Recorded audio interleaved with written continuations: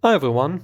In this short video, one of our affiliated locksmiths is going to show you how he's coding a new Subaru key fob.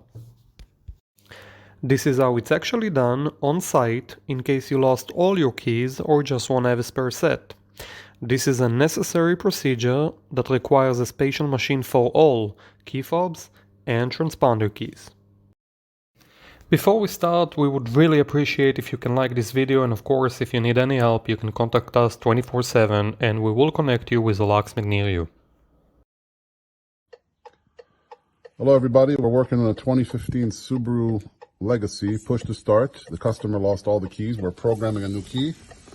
As you can see, it's a push to start. Our machine is connected to the OBD of the vehicle, which is the port that let us communicate with the car. We have two keys here that are unprogrammed. Right now, in order to program the vehicle's new keys, we have to reset the smart box of the car, which is pretty much the immobilizer control unit, the engine control unit.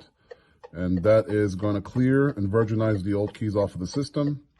When it's done, we're going to learn the keys simply by touching the back of the key against the push to start, and we're going to hear a double beep letting us know the key is accepted.